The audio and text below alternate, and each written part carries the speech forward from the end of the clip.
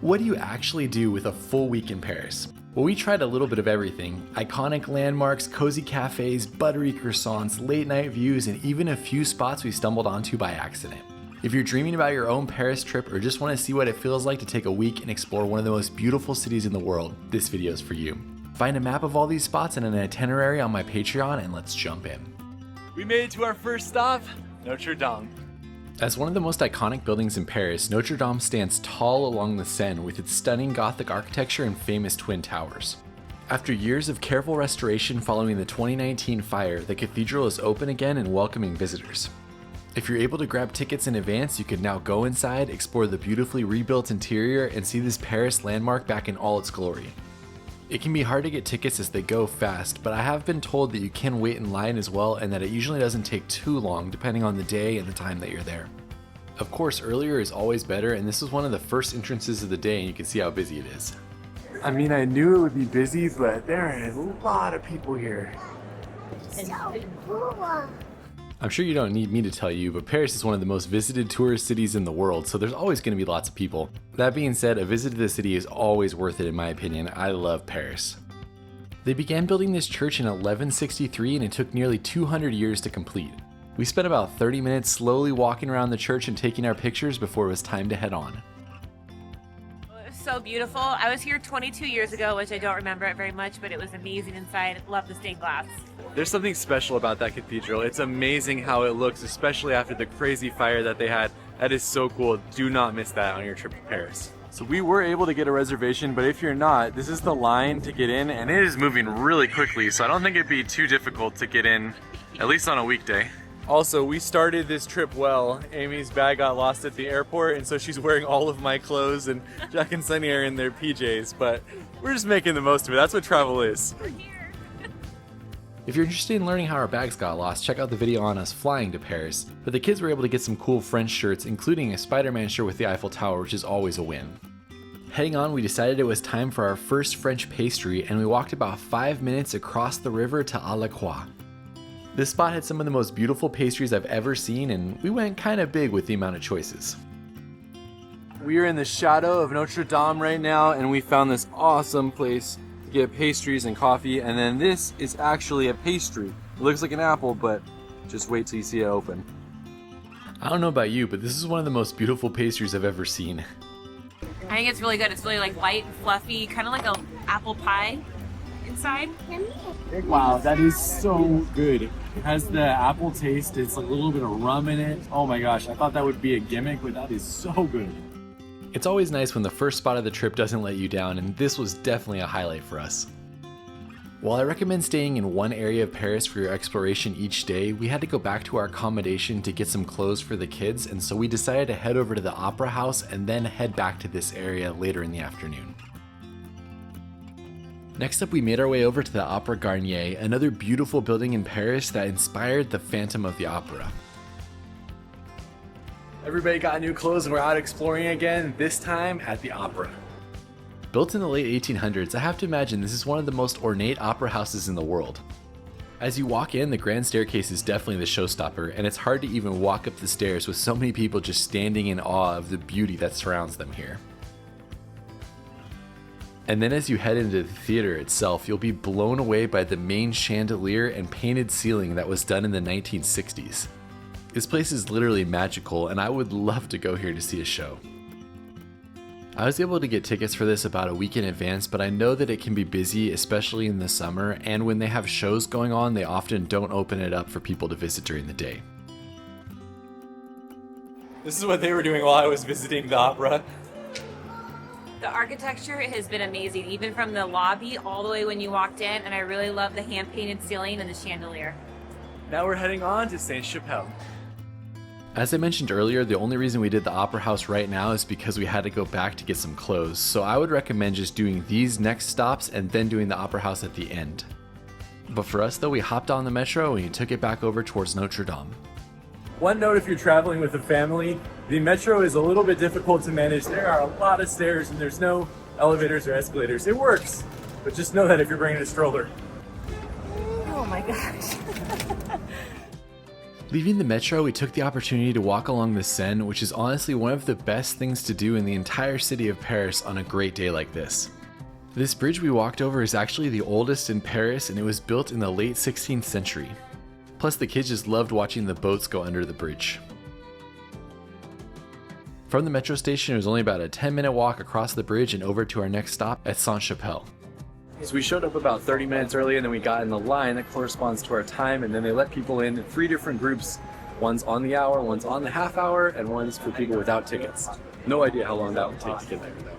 Since we had tickets, our wait wasn't very long, but I talked to somebody who was in the standby line and they had been there for over an hour and they still weren't inside. As you make your way to this famous church, which is located inside what feels like a barracks, be prepared to see something magical. This church is tiny, but it's one of the most beautiful places I've ever been into in my life. The downstairs is impressive with the stained glass and arched ceilings, but you really have to go upstairs to experience the chapel. This is really cool. Very tiny. I've been in less than a dozen places on my travels that have truly taken my breath away, and this was absolutely one of them. The walls are made almost entirely of stained glass, and when the light hits it in the afternoon, the whole space glows like some type of jewel. It was originally built in the 13th century to house holy relics, but today it feels like the holy relic itself, and you absolutely are going to want to spend some time here. While you're walking around, you can grab one of the papers that tells you about the different pieces of stained glass and the stories they represent. It definitely helps you to understand more of what you're looking at. Again, give yourself some time for this one. The beauty is truly overwhelming here, and you're definitely going to want to soak it in for a little while. We booked the tickets that included La Conciergerie as well, which was right next door, so we headed over there next. This is another unique place to tour, as it was originally a royal palace and then it became a prison during the French Revolution. It's most famous as the place that held Marie Antoinette before her execution. The arched stone hall that you visit when you walk in is probably the most impressive, but there is a walking path that takes you through many different jail cells and tells you the history of the place. This building is one of the oldest in Paris, with some of its parts dating back to the 13th and 14th century. One of the signs said that during the Revolution, 2,700 prisoners were tried and sentenced to death here, with the most famous being Marie Antoinette, and you can still see a replica of her cell. That was a really cool spot. Hard with kids though. I would have liked to have spent a lot more time there and read about everything, but we kind of went through pretty fast. We're all feeling the jet lag, so that's the end of day one. We will see you tomorrow. In case you were wondering what amazing French place we went to for dinner, we had pushed the kids a lot today, so we let them choose, and they ended up picking this famous French spot known as McDonald's. McDonald's in France. Is it better than McDonald's in the United States? Alright, on that note, we will see you tomorrow. We're getting a late start to the morning, but we are heading down towards the Eiffel Tower to have a brunch. Our second morning in Paris was all about the Eiffel Tower. The kids have been wanting to spend time near the Eiffel Tower since we got to Paris 2 days ago, and we were staying near the opera, so it was about a 20-minute ride on the metro over to where you get off to walk the 10 to 15 minutes to the Eiffel Tower. And then along the way, we stopped in at a local cafe and we grabbed some sandwiches to eat in its shadow. I can't even tell you where we stopped to get food because honestly, every cafe in Paris is amazing and you just pop in whenever you're hungry to grab something. I don't know, it's pretty hard to beat this spot for lunch. What do you think, Sunny? Jack is already collected. Look at that rock you got, bud. What are you gonna do with that big rock? We sat here for about 45 minutes just taking in the views and enjoying the beautiful weather while eating our sandwiches. I'm heading up to the top of the Eiffel Tower. I wanted to go with the family, but I looked 2 months ago, all the tickets were sold out. The only thing that was available was an adult-only one that came with a champagne glass, so I'm just gonna go up real quick and then meet up with the family and we're gonna go on a boat cruise. I know I probably shouldn't be shocked by this, but I was shocked when I looked 2 months early and there was no tickets available to go to the top of the Eiffel Tower. The ticket with the champagne glass was almost double the price, but I had to experience it since it's been a long time since I had been to the top. And I figured the kids wouldn't care that much this time, but I would definitely need to take them the next time. This is my third time seeing it, and it does not get any less cool, especially standing at the base and seeing how big it is. When I arrived, one of the workers told me that it would take around 2 hours to do the different elevators, get all the way to the top, take in the views, and then get back down. I was surprised by this, but then I realized that the lines were pretty long and the elevators can only hold so many people. After getting through the main security entrance, it took me about 30 minutes of waiting to get on the elevator to take me to the first stop. Note that you can take the stairs on the way up as well, but I decided to do that on the way back down. There's all sorts of different tickets, some that allow you to take the elevator to this viewing area, some that only allow you to walk up the stairs, some that go to the top, and some that don't. There's no line for the top right now, so I'm going up there first. I skipped the second floor and I'll do that on the way back down. The person that was working the ticket booth for the elevator to the top told me that we got really lucky and that normally it's about an hour to wait to get on this elevator. This elevator is easily one of the coolest parts about visiting the Eiffel Tower. It's pretty small and it can be claustrophobic for some people, but the views out across the city are incredible. I don't know how I got so lucky. There's nobody up here and there was no one in line. This is next level right now. Alright, let's talk about the Eiffel Tower. It was built for the 1889 World's Fair by Gustave Eiffel. It took just 2 years, 2 months, and 5 days to build, and it was once the tallest building in the world at 300 meters or 984 feet tall. It's made almost completely of wrought iron with over 2 million rivets holding it together. It was only intended to be here for 20 years, but it became such a loved icon in Paris that it's still here today. Also, I got my champagne that allowed me to get this ticket, which is not bad to have while you're looking at this view. While I was soaking in the different views from the top of the Eiffel Tower, Amy had found her way over to a local playground. And while they played for a while, the highlight for them was that I was next to an old hand crank carousel that they loved and they went on multiple times. Back at the top of the Eiffel Tower, I went over to see Gustave Eiffel's apartment that he set up with his daughter that they hosted private events at. I don't know about you, but I can't think of many things more epic than being able to have an apartment at the top of the Eiffel Tower with this view. There's the Arc de Triomphe way out there. You can see how far away it is when I zoom out. Such an amazing experience. I'm gonna head down, stop at the second floor, and then meet up with the family. I don't know, I think the elevator was even better on the way down as there were fewer people in it and I was able to get some great views out the windows. Seeing the Eiffel Tower like this really helps you to appreciate the engineering marvel that it is. And here's the view from the second floor. It's also a very, very good view of the city of Paris. If you've already been to the top, then this view is a little bit anticlimactic as you're way further down. But that being said, it's still a very cool spot and it allows you to see the Eiffel Tower itself a lot better, looking up at the summit and just looking out over the river. There's Amy and the twins down there. They are very far away. When Amy let me know that she was finally able to pull the kids away from the carousel, I went inside and grabbed everybody some macarons, and then I got in the elevator and took it down to the first floor. This is another really unique view, looking across the base and then looking up at where you just came from. The first floor has somewhat of a glass walkway, but I mean, it's kind of hard to see through that. I had no idea there even was a first floor, so they stopped here. I figured I'd get off and explore, and I think I'm just gonna take the stairs down. I'll complete all of the different ways that you can access the Eiffel Tower. Here we go, taking the stairs down. This is the easy way though, only a little bit of stairs. I know a lot of people do the tickets that have you walk up and down the stairs, but I have to say that would be a good workout walking up. There's no big deal walking down though. The finish line is in sight. You have 118 steps left to get to the bottom. All right, made it back down. I feel like that's one of the few tourist attractions that fully lives up to the hype. It is so cool up there, and I'm glad I got to take the stairs down. It was interesting to see it from the inside as well. Headed on. Hey, is there anybody here who wants macaroons? What? You waved at me? I'm the one down here trying to get him to eat some type of lunch, and then Dad shows up a hero with macaroons. Saying goodbye to the Eiffel Tower, we walked 5 minutes down to the Seine, and then we bought tickets on a boat company called Bateau Parisien. At least I hope that's how you pronounce it. This was a well-priced tour at 17 euros for adults and 8 euros for children. And it was a 1-hour tour taking you along the water to see many of the top attractions in the city. One of the best things about it is that there was no assigned seating and you could basically walk anywhere you wanted on the boat and look at the different views from both sides. This made it especially great for children as there was a lot of freedom and they weren't confined to one space.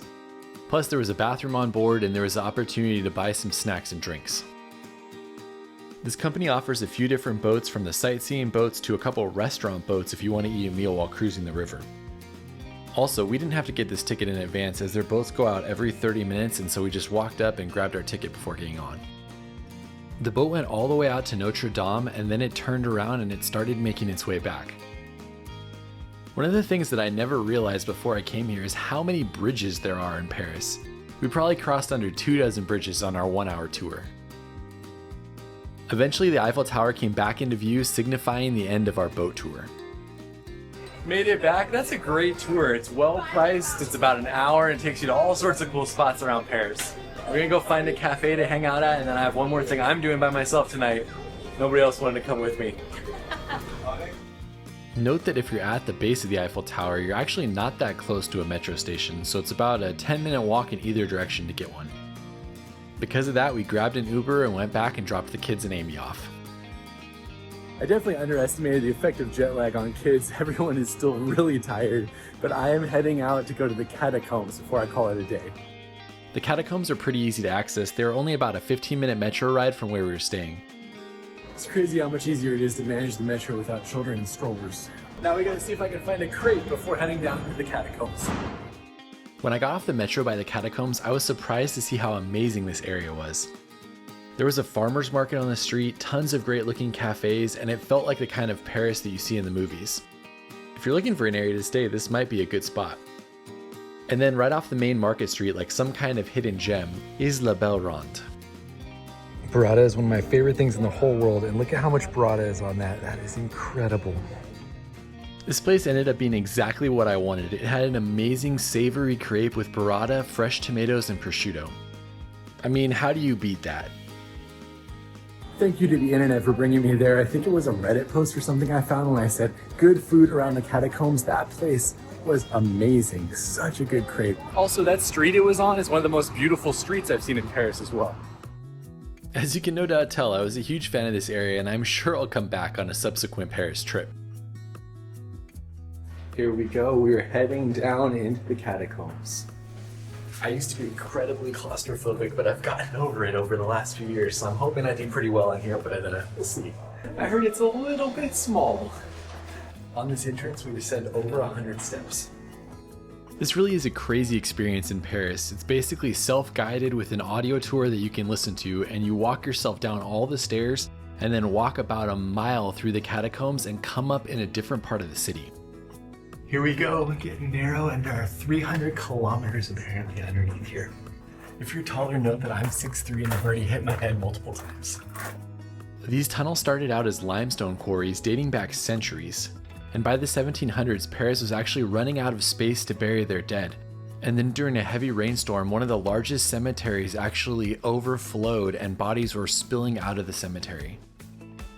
Due to health concerns and the possibility of diseases, they tried to look for another place to move the dead, which led to them moving them into the tunnels at night to try to avoid public panic.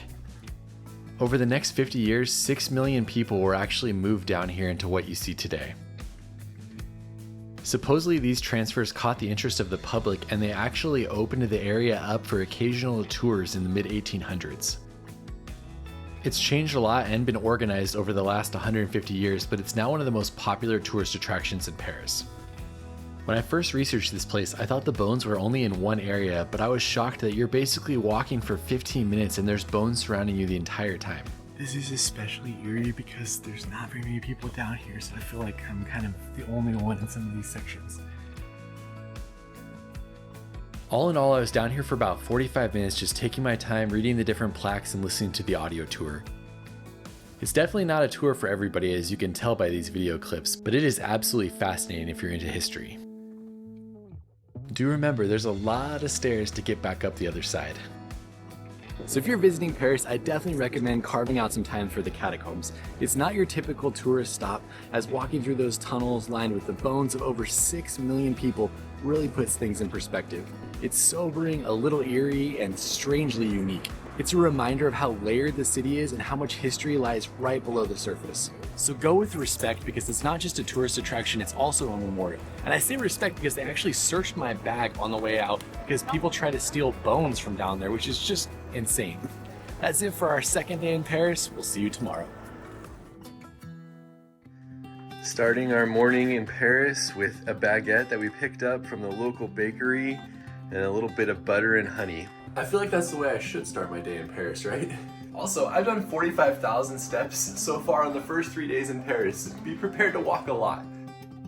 Our first order of business today was to head out to another popular attraction, the Arc de Triomphe. Again, I got tickets for this about 2 weeks in advance. There it is, the Arc de Triomphe. We were heading over there now, but you gotta go under the street. It's really great that they let you go under the road, as this is a 10-lane roundabout that has 12 avenues that feed into it. I can't imagine trying to drive through that myself, and it's nice to not have to wait to cross it either. First stop of the day, Arc de Triomphe, and we are heading all the way to the top, something that I have never done. Even though we bought tickets for a specific time, we still had to wait about 30 minutes to go through security to start our journey. It was really nice that they allowed us to take the elevator up, which cut off about 200 stairs, and we only had to do the last 46 to get to the top. I would have been carrying the kids up and down the 200 stairs, so I was very thankful for this. It's 99 still. 99. The Arc de Triomphe was commissioned by Napoleon in 1806 as a tribute to the French armies. It's especially a cool location as it sits right in the center of that star-like 12-lane intersection that I talked about earlier. Eiffel Tower. It is, it's right there. Plus it provides great views all around Paris towards the Eiffel Tower, Sacré-Cœur, and many more spots. We walked around the top for about 25 minutes taking in all of the different views before we started to make our way back down. From here, we're gonna walk all the way down that street to the end, which is right there. That's an incredible place to explore. The views up there are amazing, amazing history. Plus the people working there were so great, helping us get up and down the elevator with the kids and having a good experience. 2 thumbs up for that spot. Heading on to explore some more. Let's go get a croissant. Croissant dance.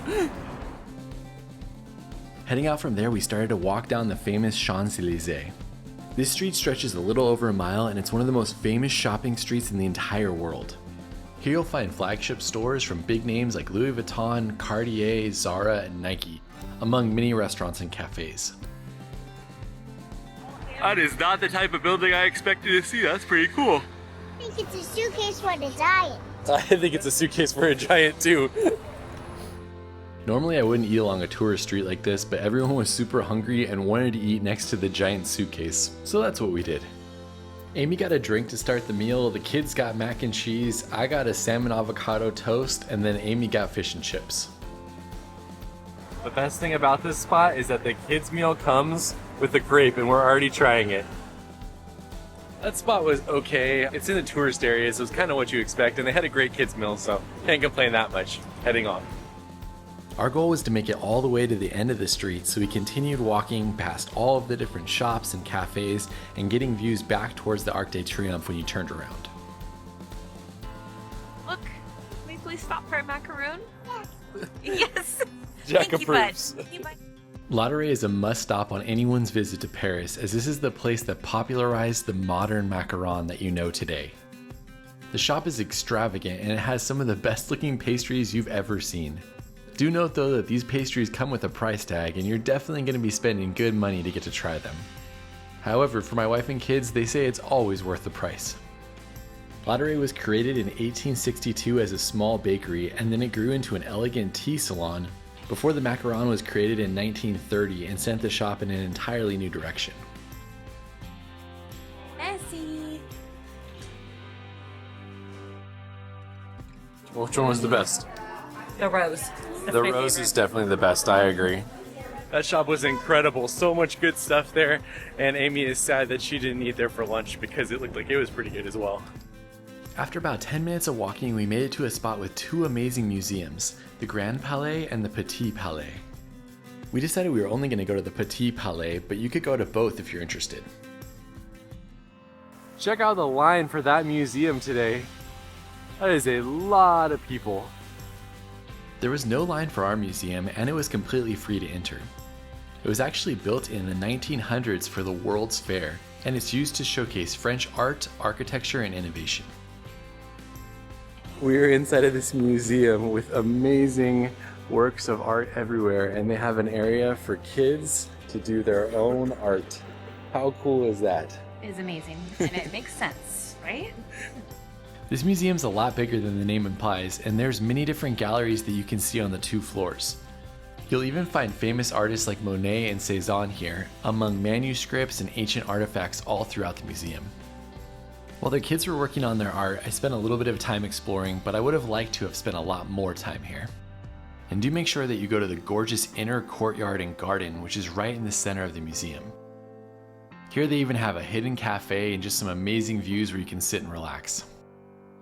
I think this might be one of my favorite museums in Paris. It's free, there's something for the kids to do, and there's lots of beautiful art to admire. Leaving the museum, it was only a 7-minute walk to the end of the street at Place de la Concorde. The obelisk right in the center was actually gifted to France from Egypt in 1831. It's 3,300 years old, and it's definitely the oldest monument in Paris. This area was also the site of hundreds of guillotine executions during the French Revolution, including Marie Antoinette in 1793. We spent most of the day just walking slow, taking in all of the sights, and we're heading back because Amy's going to her own adventure tonight. What are you doing? I'm doing a macaron making class, or macaron making class. Alright, I'm letting Amy take over on this part and to tell you about her adventure. I left the kids with Josh, and I'm heading out on my own to learn how to make my favorite treat in the whole world, the French macaron. Come along with me. I found this class through Airbnb Experiences, and it was around $100 for the 2-hour class. I headed out to find something to eat and explore Paris on my own, starting with a visit to a pastry shop. It was located in Louvre, sorry if I'm butchering that, but it was beautiful, historic, and I loved walking around there. Cheers. It's so good, but I don't think you could eat this gracefully. When it was time for the class, I headed to the studio, met my instructor and the 6 other students. We were then taught the entire process from whipping the ingredients together to piping it out on the sheet. We even got to choose our own flavor and take home a box of cookies at the end. I loved my time here, and it was an easy highlight on the Paris trip for me. Alright, that's it for our 3rd day. See you tomorrow. We started the day with a visit to a local coffee shop and cafe, of which there are many in Paris. This time we decided to go with one called Good News, and I loved the coffee here, and they had an especially good matcha croissant. It was messy, but the best things usually are. We made it to the Louvre. I offered to let Amy do this one, but she'd already been before, and so she's gonna take the kids to the park. I'm gonna explore for a couple hours. If you're planning to go to this museum while you're in Paris, and I'm sure you probably are, be sure to reserve your tickets online in advance. This is the line for people without tickets. All the way down to there. All right, it's 9:30. They just checked my ticket. I will let you know how long it takes before I get in. I also recommend getting the earliest ticket in the day that you possibly can, as the more people they let in, the busier the museum gets, and it's already very, very busy, so the earlier you get in, the better. I'm just trying to go to the Mona Lisa first because I know how busy it's going to get later in the day, so I want to see it and then move on to all the rest of the stuff. There's literally signs and waves of people just making their way towards the Mona Lisa. I'm not going to spend a lot of time on this museum, just hit a couple highlights, as you can make an entire video on this and you basically need a couple days to fully experience it. Here we go, Gallery 711, the Mona Lisa. What is there to say about the Mona Lisa that hasn't been said before? It was created sometime between 1503 and 1519. It's believed to be based on the wife of a merchant, and it's actually surprisingly small at 30 by 21 inches. It's probably the most famous painting in the world, and it's said that 8 million people see it every year. Secured my Mona Lisa selfie at 9:58, about 28 minutes after my ticket and entrance into the museum, so that's not too bad. I'm sure it gets way busier throughout the day. Now we can go explore the rest of the museum. It's crazy to me that the work right across from the Mona Lisa, entitled The Wedding Feast at Cana, was basically getting no viewers. This massive piece was incredibly impressive, and I spent a good 5 minutes just taking it all in. In case you don't know what you're looking at, you can usually tell the most famous paintings by the amount of people gathered around them. This is the coronation of Napoleon. Some of the other famous works of art that you should definitely see if you have time are Winged Victory, Liberty Leading the People, Venus de Milo, The Raft of Medusa, and of course the famous sculptures of Michelangelo. Both of these pieces are by Michelangelo. This is the rebellious slave and that's the dying slave. Exploring this museum feels like you're just drinking from a fire hose. There is so much incredible works of art to see all over. The other thing I highly recommend you see there is Napoleon's apartments. This isn't actually the famous Napoleon, it's his nephew, Napoleon III, who ruled from 1852 to 1870. Basically everything in here seems like it's covered in gold with crystal chandeliers, silk walls, and of course ornate furniture. This is the grand salon, which is the largest room in the apartment. They said they could remove the furniture and actually make it into a ballroom. Of course, this barely scratches the surface of all the things that you can see here, but hopefully it gives you a small introduction into this famous museum.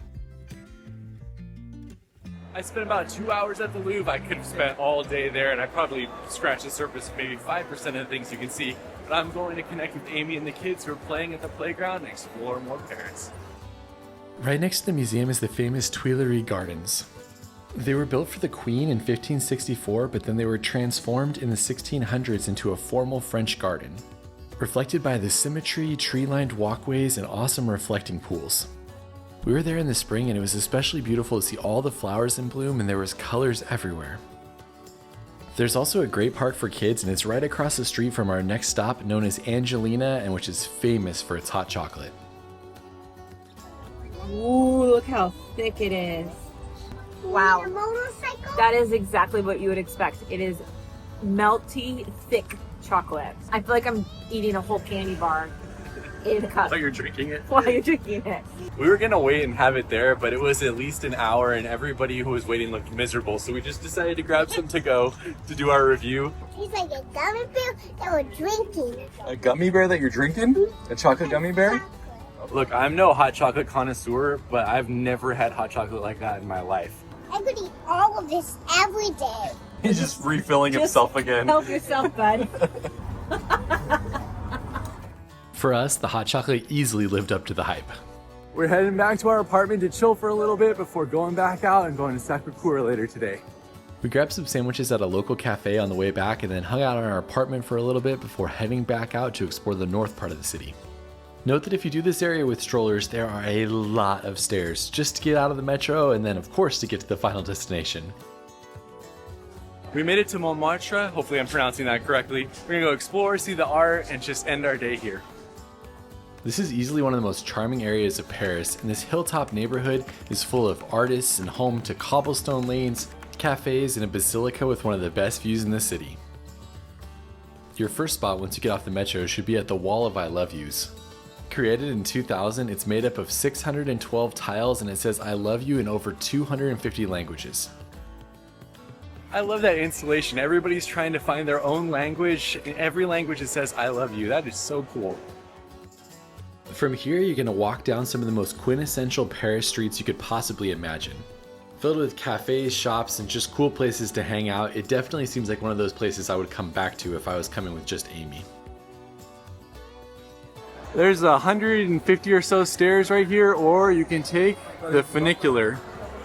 I think we're gonna take the funicular. It sounds fun. For basically the cost of a metro ticket, you can skip the 200 stairs and take this cool glass elevator type thing. There's a lot of people in here.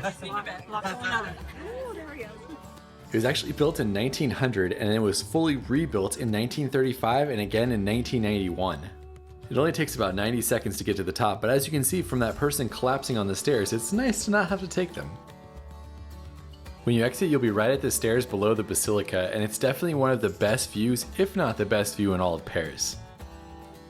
This is a popular spot though, as you can tell from the constant wave of people that are always arriving at the stairs. Amy and Sunny are staying down here, and Jack and I are hiking all the way to the top of the dome. It doesn't cost to enter the church, but there's often a long line you have to wait in to go inside. It does cost to climb all the way to the top, and you still have to wait in that same line to do that. After about 20 minutes, we made it inside, paid our fee, and we started the 292 stairs to the top. Oh, we might, buddy. Are you looking for him? I thought he was gonna have trouble, but he's just running up. Jack has already passed like 4 groups with how fast he's going right now. Only 160 more steps to go. Note that if you don't like small spaces, it's basically a spiral staircase all the way to the top. There's only one area about 2/3 of the way up where you exit out of the spiral staircase and then go to another one. This kid is putting me to shame. He's like, I'm not even tired. He's basically running up. I'm back here huffing and puffing. Luckily, I was able to keep up with him for the last 76 steps to get to the top of the dome. Jack and I made it all the way to the top. Was it worth it, buddy? No, it wasn't worth it? I think it's pretty epic. When you make it to the top of the dome, there's basically a one-person walkway that goes all the way around it. So you can get a 360-degree view from all of the different viewpoints, and it's one of those places where you're going to want to take your time and just soak it all in.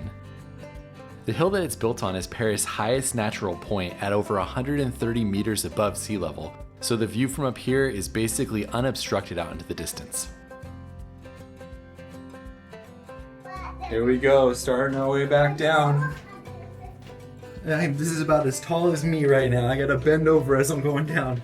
Jack told me it's okay if I have to bend over because I have to look for pennies on the way down for him anyway. Of course, on the way down, you gotta do the same amount of stairs that you took on the way up. We made it! High five, bud! That was so much fun with you, buddy. I love doing that. When you get down, be sure to head into the church and see one of the world's largest mosaics, but unfortunately you can't take any pictures or video inside. Before ending the day, we decided to head over to Place du Tertre. This is only about a 7-minute walk away, and it's the famous artist area where you can get your portrait painted. We were told that there's over 100 licensed artists who are able to work here, and you can walk around and see all of the different art styles and then pick the one that you want to do. It usually takes between 15 and 45 minutes depending on how detailed they are and whether they're doing black and white or color.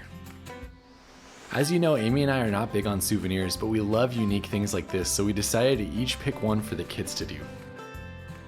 Sunny is getting her picture drawn right here, and Jack is getting his done over there.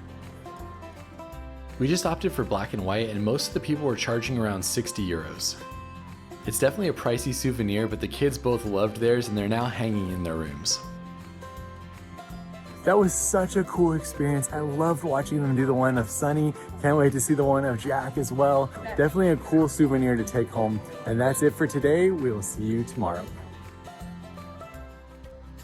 On our last day in Paris, we grabbed a bus and we headed back to where we started our journey 7 days previous. We're spending our last morning in Paris exploring the Latin Quarter. Located basically in the shadow of Notre Dame, this is one of my favorite parts of the city with its roots dating back 2,000 years. Our first stop of the day was at the famous bookstore called Shakespeare & Company, which was founded in 1919. The original shop welcomed authors like Hemingway, Fitzgerald, and Joyce, and then the new shop has welcomed aspiring writers to sleep among the shelves in exchange for work in the store and nightly readings. So that's Shakespeare & Company. It's a really famous bookstore with cool history here in Paris. Always a line to get in, and you can't actually take any pictures or video inside. About a 5-minute walk away from there was something we'd been wanting to visit the entire time we were in Paris, La Maison d'Isabelle, also known as the home to supposedly the best croissant in Paris. So there's two lines. There's one for just croissants and there's one to see everything. So we got in the see everything line. I had read that it was named the best croissant in Paris in 2018, and I'm not sure if it's still named the best croissant in Paris, but the line definitely made me think that people really like this spot. Also, the sheer amount of amazing looking pastries that they had on display was pretty overwhelming. There's nowhere to sit at the shop, so we grabbed our croissants and then we walked to a local cafe to get some coffee to go with them. Alright, I'm by no means a croissant aficionado, but here we go. I can find no faults with that. It's not dry at all. It's like buttery on the inside. That's the first croissant I've tried in Paris, and I would say that's the best croissant I've had in my life. This has made me realize that I have never had an actual good croissant and that they aren't supposed to be dry. This is the best croissant I've ever had in my life. I'm not upset about this life. Croissants, coffee, how do you beat it? After finishing the croissant, we headed on and we made a small detour to walk down a street and see some of the original city walls of Paris. These city walls were built in the 1100s, back when Paris was a small town that was easier to defend. It's so crazy to think about that being over 800 years old. I'm excited when I see something over 100 years old. I'm in the United States. Heading on, it was only about a 5-minute walk to our next stop, the Pantheon. I had booked tickets about an hour earlier, which allowed us to skip the line, but unfortunately there was no tickets to climb up to the dome available on the day that we were there. This neoclassical masterpiece was originally designed and built in 1758. It was constructed as a church and it was used as one for decades, until the French Revolution when it was turned into a mausoleum for national heroes. That's still what it is today, and you can go down into the crypt and actually see the resting place of many French legends. As I noted earlier, you can pay for a ticket to climb up into the dome, and I'm sure that gives you amazing views out over Paris, but unfortunately I didn't get to do that, so let me know how it is in the comments. From there, it was a short walk up the street to a filming location for one of Amy's favorite shows. We are taking a picture in front of Emily Cooper's apartment from Emily in Paris. There she goes. You can see all the people walking down there and taking their photo in front of that same spot. So right across the way is another filming location where her boyfriend's chef worked. That's the restaurant right there. And then this is where she often gets her pastries in the morning on her way to Savoie. And that's it for our Emily in Paris tour. From there it was over to the last stop of our first part of the day at the Luxembourg Gardens. These gardens were created by the Queen in 1612 and are full of tree-lined paths, hundreds of statues, and amazing fountains. Our first stop though was to head over to the sailboat area as we wanted to take part in this time-cherished tradition in France. After renting a boat for €8 for 30 minutes, we headed out to the water. They give you this sailboat and a wooden stick, and basically you just push it out into the water and then you run around and see where it comes back to push it out again. This has been a tradition here for over 100 years and it started in the 1920s. Each of these handcrafted wooden boats had different sails representing different countries, so you could see which one was your boat as you were going around the fountain pond thing. This is so cool. They've been doing this for over 100 years and it's fun just to see all the children running around the lake and pushing their boats. Ours is out in the middle right now. Man, this is a lot of work chasing that boat around, especially when your children are young. It goes from one end of the lake to the other end. Getting my steps today for sure, but that was really fun. After sailing the boats, you should definitely see the palace, which is right next to it, and then you should walk over and see the Medici fountain. This fountain was built in the 1600s and was designed to mimic the grottos and water features of Florence. When I went, there wasn't actually any water in it, so that was kind of a bummer, but it was still pretty cool to see. There's also a bronze model of the Statue of Liberty that you can see, which was cast by the original sculptor. It was placed in this location in the gardens in 1906. Lastly, if you're traveling with families, there's a great playground that costs €3 to get in, but it has so many different things the kids can play on. There's a bathroom in there, and there's lots of places for parents to sit. Well, that's Paris traveling with kids. We spent the last 2 hours at the park right there, and they loved every second of it. A few more things before we're done. They ran Amy off the road. I don't know why we're filming and Professionals.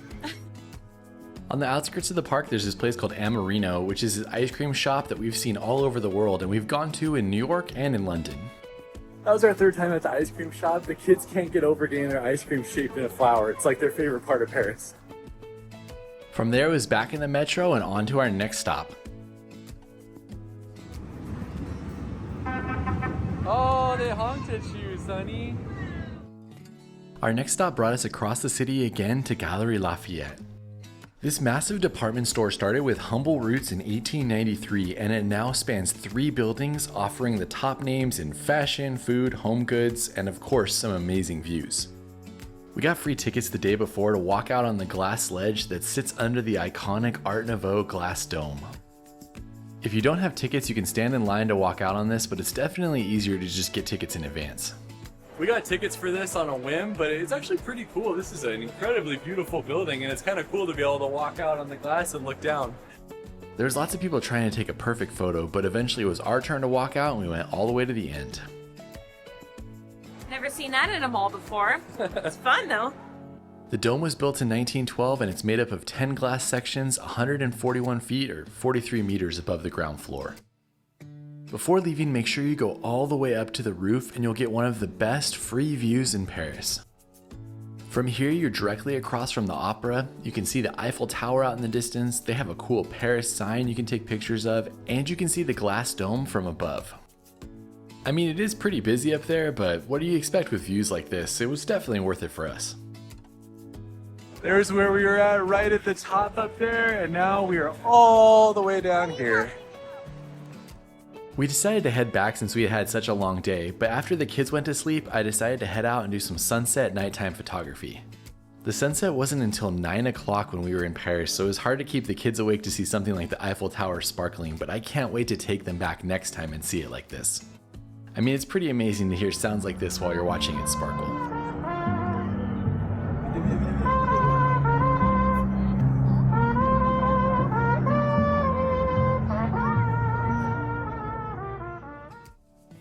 From there, I hopped on the metro and I headed over to Moulin Rouge, which is another amazing place to take night photos.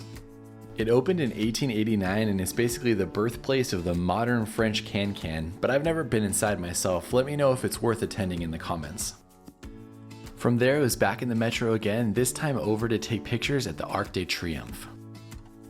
While of course these places are great during the day, if you can go out at night, I think there's something special about walking around these iconic spots and really feeling that Paris magic. From here, it was over to my last stop of the night, taking in the beautiful pyramid at night at the Louvre.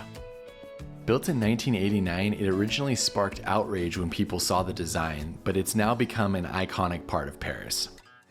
I mean, I don't know, I think it's pretty cool to see the juxtaposition between the old and the new, but let me know what you think in the comments. Those are 4 of my favorite places to take pictures at night. We will see you tomorrow for our last morning in Paris.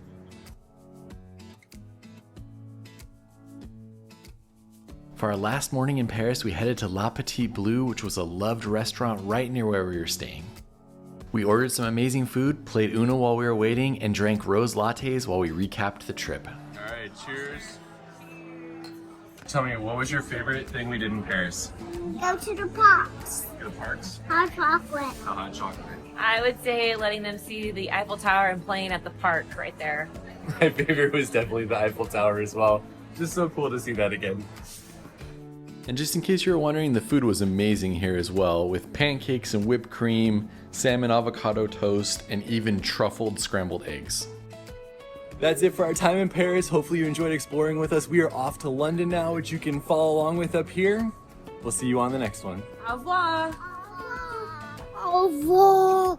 Au revoir. Au revoir. Au revoir.